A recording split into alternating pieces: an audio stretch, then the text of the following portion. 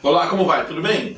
Nesse vídeo de hoje eu quero passar para você 7 entendimentos para você não esfriar na fé. A palavra do Senhor diz em Mateus 24:12, coloca aqui do lado para mim, Mateus 24:12, e por se multiplicar a iniquidade, o amor de muitos se esfriará. Até o final dos tempos, o amor de muitos se esfriará nesse final dos tempos, né? Então nós como obreiros, nós como servos de Deus, não podemos permitir que o nosso amor esfrie, essa chama não esfrie. Temos que ser como Caleb. Ele esperou aí mais de 40 anos Hebron, e a palavra do Senhor diz, tal era a força no primeiro dia, tal era a força quando Deus deu a ele Hebron. Então vamos lá, 7 entendimentos para você não esfriar na fé. Primeiro, separe, homem é homem, Deus é Deus. Malaquias 3, versículo 6, diz o seguinte, coloca aqui na tela para mim.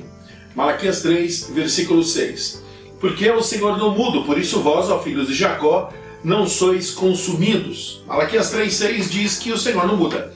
Nós mudamos, o Senhor não muda. Nós quebramos a aliança, Deus não quebra a aliança. Então assim, porque Deus não muda, nós não fomos roubados, nem mortos, nem destruídos hoje. O diabo veio para roubar, matar e destruir. Ele faz isso todos os dias. Então, se são 365 dias no ano, no mínimo são 3 livramentos todo dia que o Senhor nos dá. Então nós precisamos separar. Homem é homem, Deus é Deus. Os homens, eles estão aí falando muitas coisas, os homens estão nos chateando, principalmente dentro da igreja, só que nós não podemos misturar as coisas. Deus é Deus, homem é homem. Deus não tem nada a ver com as coisas que os homens fazem, que os erros que os homens fazem. Imagine você. Quantos erros você tem e eu tenho?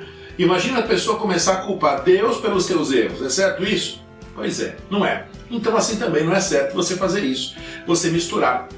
Então se alguma coisa ou alguém da igreja te chateou, separe homem a homem, Deus é Deus, e toca o barco, Malaquias 3,6, Deus não muda e nós vamos seguir em frente em nome de Jesus. Segundo, tenha discernimento. Não é? Você precisa ter discernimento. Por onde que o diabo quer te atacar? Então, às vezes, pessoas são atacadas no seu casamento, pessoas são atacadas na sua vida financeira, pessoas são atacadas através dos seus filhos. Então, nós precisamos, para vencer esse esfriamento na fé, discernir por onde que o inimigo quer me atacar. Tem alguns versículos que eu quero compartilhar com você. Primeira carta aos Coríntios 2, 14 e 16. Ora, o homem natural não compreende as coisas do Espírito de Deus, porque lhe parecem loucura, e não pode entendê-las, porque elas se discernem espiritualmente. Mas o que é espiritual discerne bem tudo, e ele de ninguém é discernido. Para quem conheceu a mente do Senhor, para que possa instruí-lo, mas nós temos a mente de Cristo. Ou seja, nós precisamos ter discernimento. Discernimento. Nós temos a mente de Cristo. Discerne as coisas. Por onde que o inimigo quer te atacar? Eu conheço pessoas que sempre se levanta alguém para humilhar essa pessoa. E essa pessoa, o mundo dela cai. Conheço pessoas que não param em emprego nenhum. Conheço pessoas que têm um casamento incrível, mas são atacados pelos seus filhos. E conheço pessoas que, pelo contrário, têm um relacionamento com os filhos maravilhoso, mas o seu casamento não vai. Então, por onde que o inimigo tenta te atacar? E se você parar para pensar, essa situação que está acontecendo com você, que está tentando te esfriar, já não é a primeira, nem a segunda, nem a terceira vez. Então, enquanto você não aprender a sujeitar a Deus, resistir ao diabo, sempre vai acontecer essa afronta do inimigo. Então, vamos lá? Primeiro, separe homem, homem, Deus é Deus. Segundo, tenha discernimento. Terceiro, saiba que a igreja é local de pessoas doentes. Os sãos não precisam do Senhor. Coloca aqui na tela Mateus 2:17. Mateus, capítulo 2, versículo 17. Diz o seguinte, Mateus 2:17.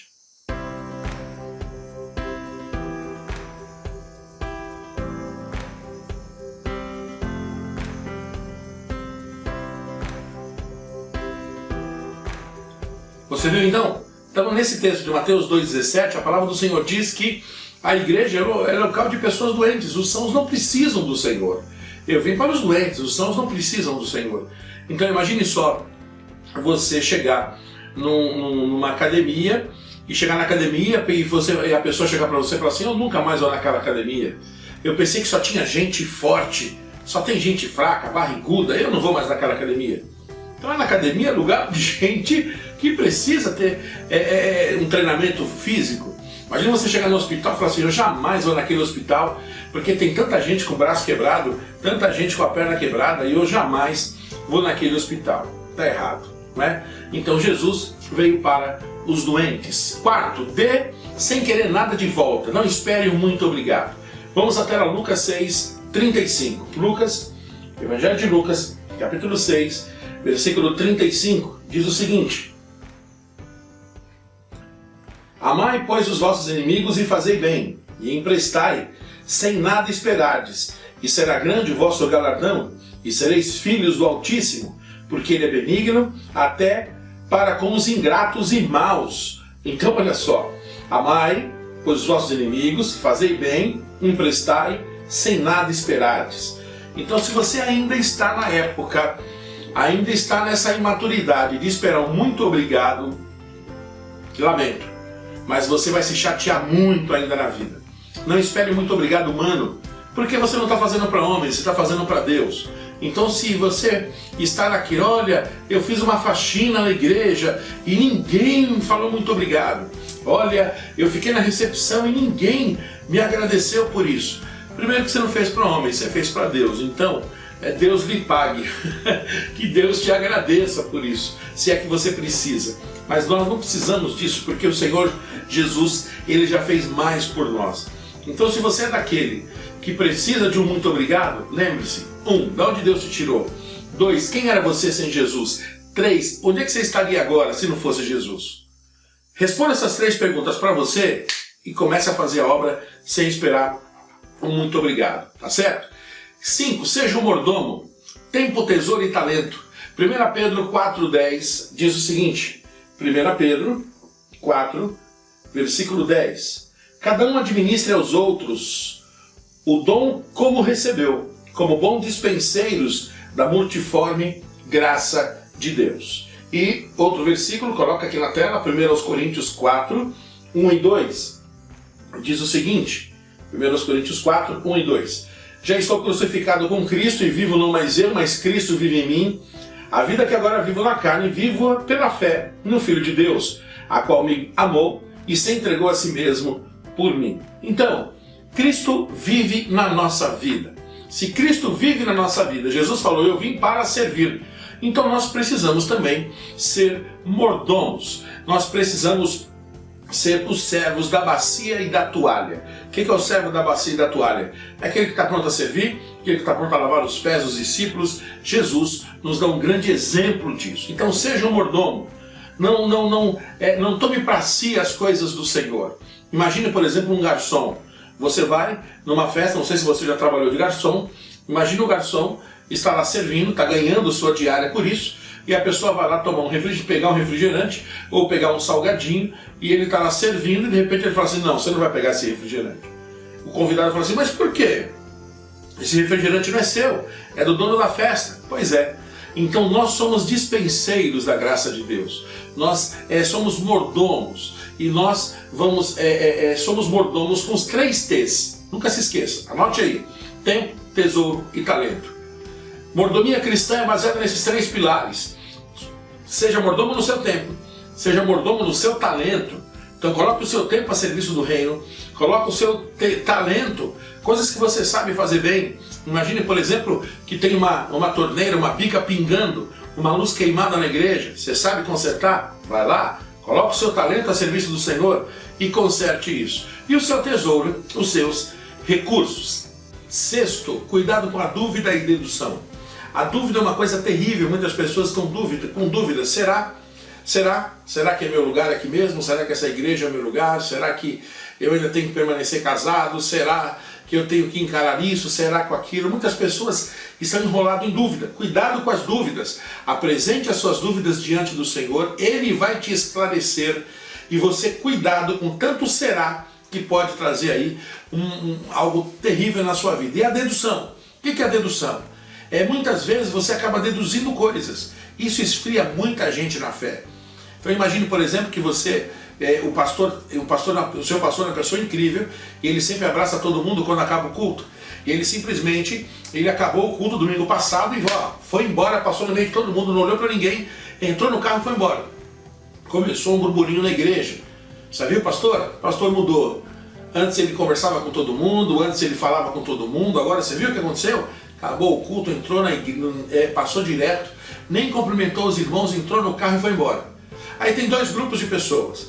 O grupo da aliança, o grupo daquele que não tem aliança, que vai ficar fazendo, vai fazendo esse burburinho na igreja. E um grupo da aliança, que tem aliança com o pastor, vai ligar: oi pastor, tudo bem? Paz do Senhor. O senhor está bem? Eu nunca vi o senhor sair do culto direto para o carro, o senhor nunca conversou com ninguém, o senhor não é assim. E de repente o pastor fala assim: olha, eu estava com uma dor de dente, meu dente estava latejando, e eu não vi a hora do culto acabar. Acabou o culto, eu fui direto, entrei no carro, não vi ninguém. Eu precisava tomar um remédio e deitar, porque eu estava passando mal. Então veja só, por falta dessa explicação, muitos começaram a deduzir coisas, e isso tem esfriado muita gente na fé. Sim, sim, não, não. Cuidado com as deduções. Está com dúvida de alguma coisa? Vá direto na pessoa e fale. E para terminar, mantenha a vida de Cristo na sua vida. Gálatas 2:20. Nós temos que ter a vida de Cristo na nossa vida. Já estou crucificado com Cristo. É um versículo que eu li já. Já estou crucificado com Cristo. Não vivo mais eu, mas Cristo vive em mim. Cristo vive na tua vida. Então, tenha um olhar de compaixão, tenha um olhar misericordioso. As pessoas são falhas como você também é. As pessoas têm os seus dias ruins como você também tem, e eu também tenho. Não é fácil me aguentar. Eu tenho certeza que não é fácil te aguentar. Então, olhe para os outros com o olhar de Cristo. Mantenha a vida de Cristo na tua vida. No mínimo, pega aquela pessoa chata na igreja e exercite a tua fé. Exercite o seu amor nessa pessoa. Então tá aqui 7 entendimentos para você não esfriar na fé. Separe homem, homem, Deus é Deus. 2, tenha discernimento por onde que o diabo quer atacar a sua vida. 3, a igreja é o local de pessoas doentes, os sãos não precisam do Senhor. 4, dê sem querer nada de volta, não espere um muito obrigado. 5, seja um mordomo. 6, cuidado com a dúvida e dedução. E 7, mantenha a vida de Cristo na sua vida. Deus te abençoe, em nome de Jesus. Aqui embaixo tem alguns links importantes para você, e você clica nesse link aqui embaixo que eu vou mandar um e-book para você no seu e-mail agora mesmo, tá? Um presente nosso. Compartilhe esse vídeo, Deus te abençoe, até o próximo vídeo.